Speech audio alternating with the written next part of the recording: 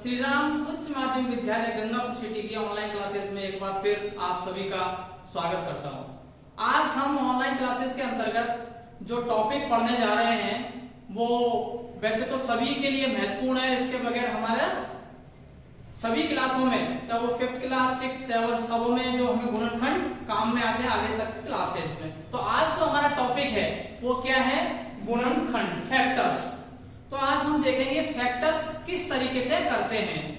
ठीक है, तो फैक्टर्स कैसे करते हैं आज हमको देखने जा रहे हैं। तो सभी का ध्यान बोर्ड पर। तो सबसे पहले हम देखेंगे गुणनखंड। गुणनखंड कहते किसे हैं? किसी संख्या को अन्य संख्या के गुणनफल के रूप में तोड़ने की क्रिया को गुणनखंड कहते हैं। अब कैसे? उदाहरण से हम समझेंगे। जैसे हमने एक संख्या ली 12, संख्या हमारे पास 12 है। अब इसको हम गुणनफल के रूप में इसको हम तोड़ेंगे।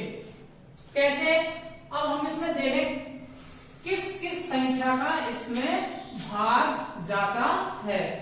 तो सबसे पहले हम छोटे से शुरू करें।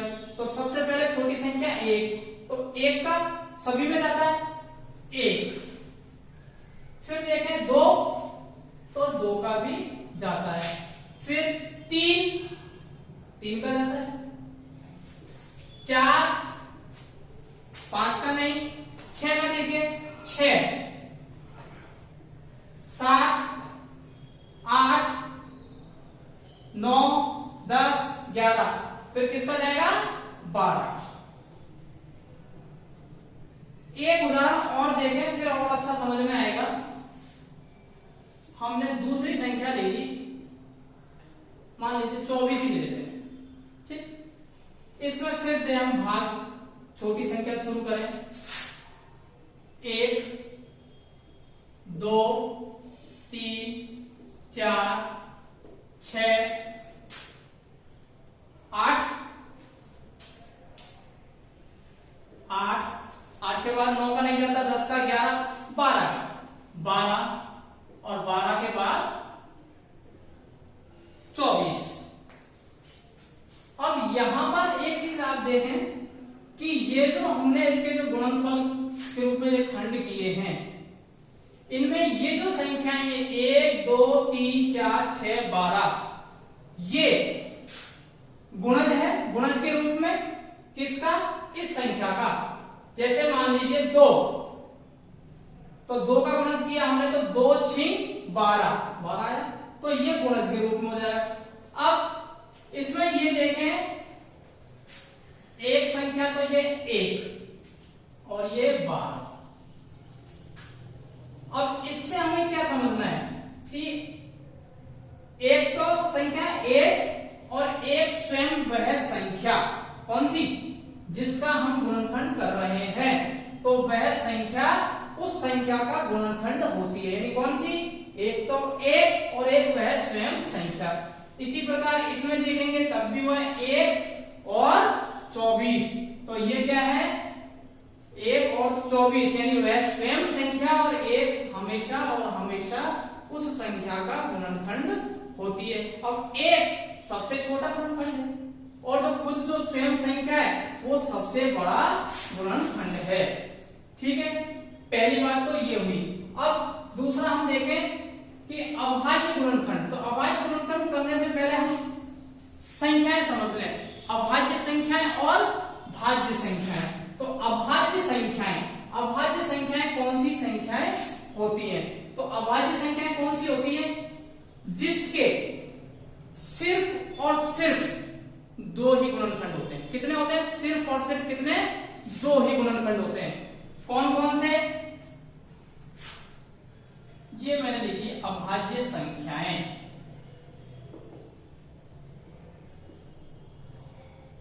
अब इसके जो गुणनखंड करेंगे संख्याओं के, तो इनके सिर्फ 2 ही गुणनखंड होंगे। जैसे कौन कौन सी संख्याएं? जैसे 2, 3, 5, 7, 11 और ऐसे आगे तक। अब देखिए जो 2 है, अब इसके आप जब गुणनखंड करेंगे तो इसके सिर्फ दो ही होंगे। कौन कौन से? एक और दो, यानी एक तो वह खुद संख्या है जो स्वयं है, और एक एक। ऐसे ही तीन, तो इसके भी एक और तीन, एक और पांच, एक और सात। तो यानी एक तो वह खुद स्वयं संख्या और एक तो दो ही गुणनखंड। एक दूसरी संख्या भाज्य संख्याएं। भाज्य संख्याएं, अब भाज्य संख्याएं कौन सी होंगी?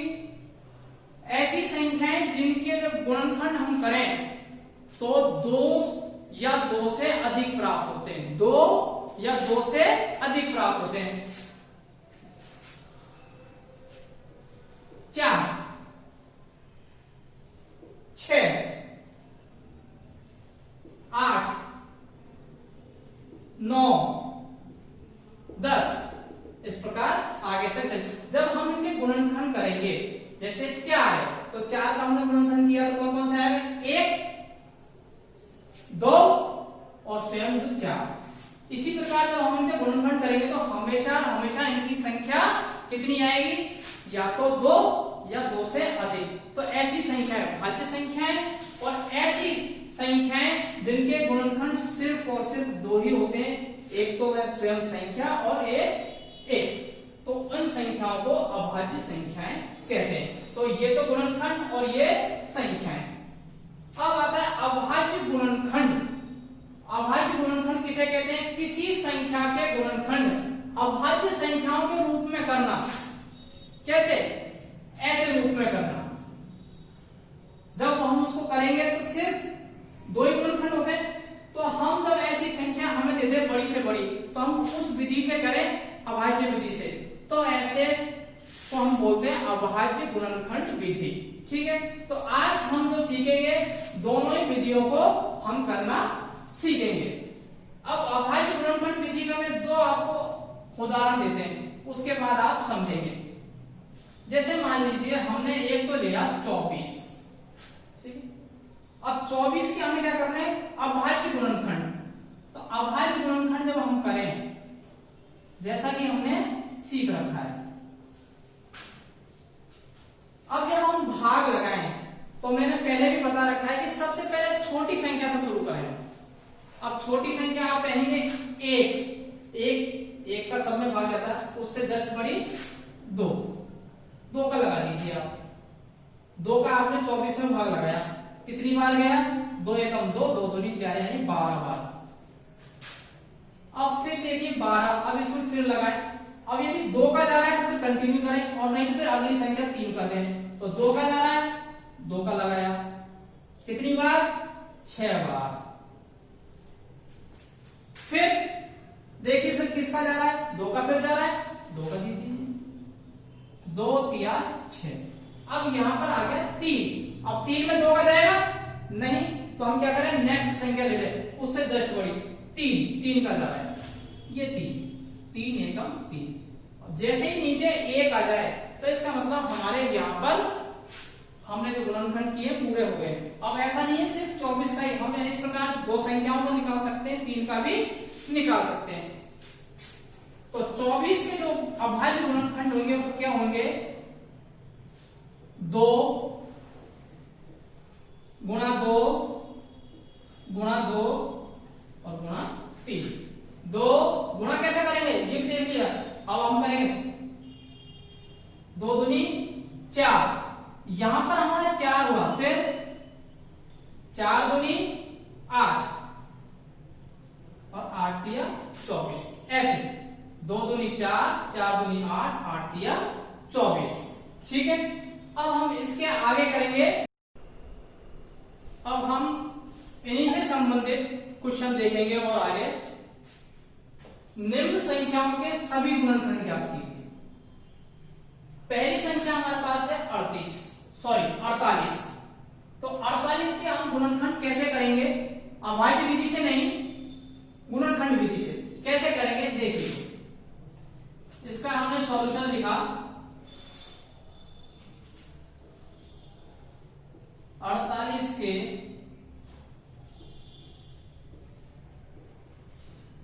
सभी गुणनखंड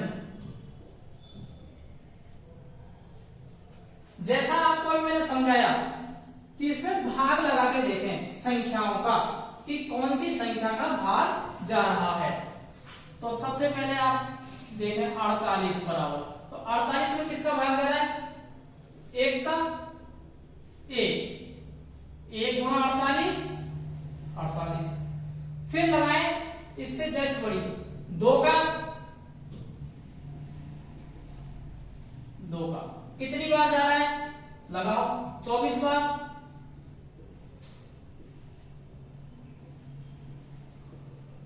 फिर देखिए किसका जा रहा है? 3 का,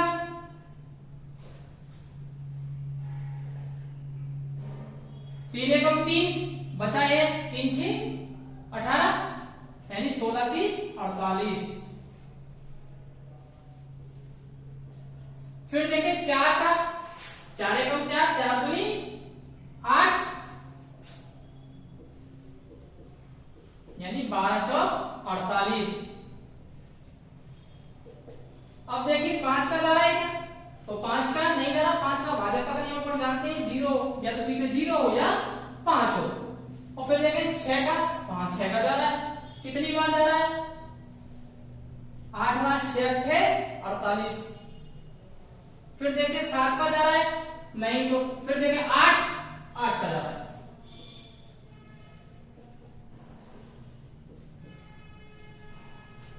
अब ये देखिए आप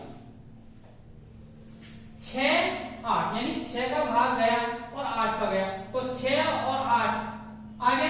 अब यहां पर आके हमें रुक जाना है, जब सेम संख्या आएगी हमें यहां पर आके रुक जाना है। अब हमें निकालना है 48 के सभी गुणनखंड। ये निशान किसका? इसलिए का, इसलिए 48 के सभी गुणनखंड कौन कौन से होंगे? यहां पर जाए 1 2 3 4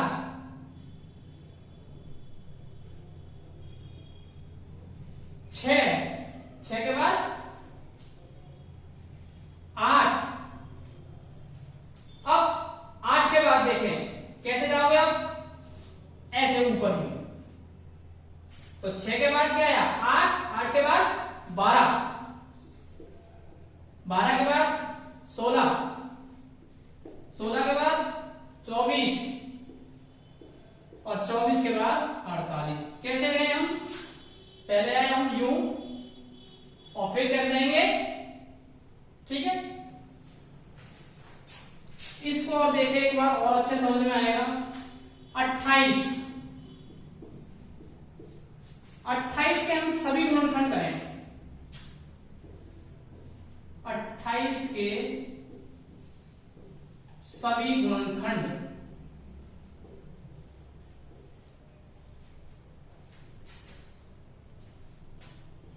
तरीका वही रहेगा हमारा कि सबसे पहले हम इसमें भाग लगाकर देखें और छोटी संख्या से शुरू करें। तो सबसे छोटी हमारे पास 1 का भाग लगाया तो कितनी बार जाएगा? उतनी ही बार जितनी संख्या है। तो कितना? 1 गुणा 28। फिर गए हम किसका? 2 का दीजिए 14 दूनी 28, 2 गुणा 14। अब हमने 2 का लगा कर देखा कितनी बार गया? 14 बार। अब हम लगाएंगे नेक्स्ट संख्या 3, तो 3 का भाग नहीं जा रहा, तो फिर हम अगली संख्या जस्ट बड़ी 4, तो 4 का जा रहा है। इसमें कितनी बार जा रहा है? 4 सत्ते 28, 4 सत्ते 28। फिर 5 का लगा के देखेंगे तो 5 का नहीं जाएगा, 6 का नहीं जा रहा। अब 7 का लगा के देखेंगे तो 7 का जा रहा है, 7 चौक 28, 7 का जा रहा है, तो 7 का हमने लगाया, 7 चौक 28। अब हमें यहां पर रुकना है, अब हमें यहां पर रुकना है।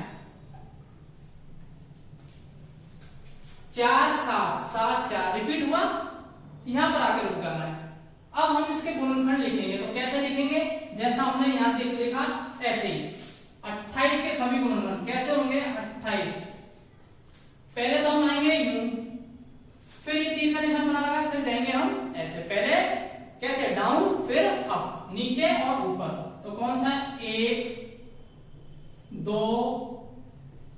4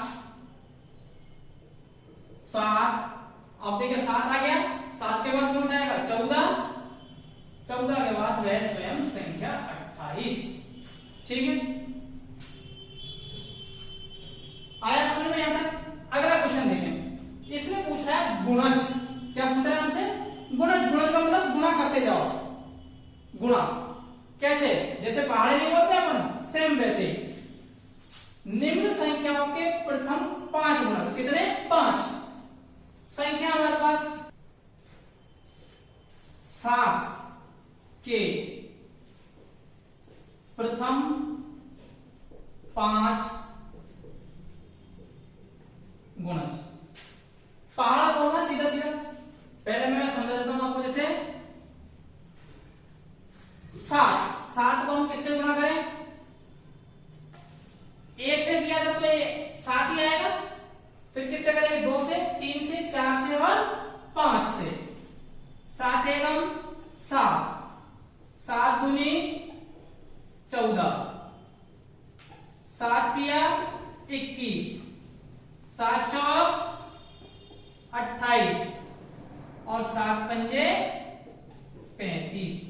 तो हमारे पास ये प्रथम 5, प्रथम 6 पूछे तो छठा निकालेंगे, 7 पूछे तो 7 में, यानी कुल मिला के हमें क्या बोलना है? पहाड़ा। तो 7 के प्रथम 5 गुणज कितने हो गए? 7, 14, 21, 28 और 35।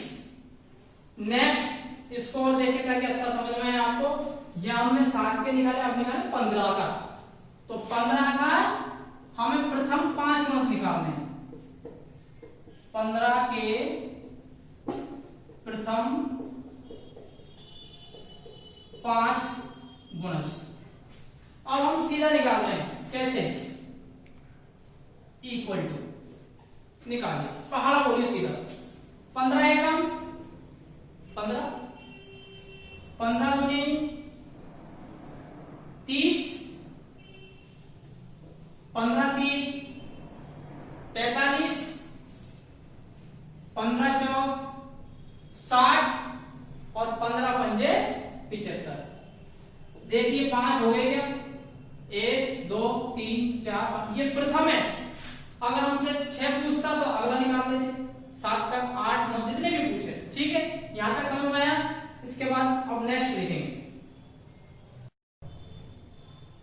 यदि आज हमारा वीडियो आपको पसंद आया तो लाइक करें, शेयर करें और सब्सक्राइब जरूर करें, ताकि आने वाली जितनी वीडियो है उसकी अपडेट आपको समय समय पर मिलती रहे। धन्यवाद।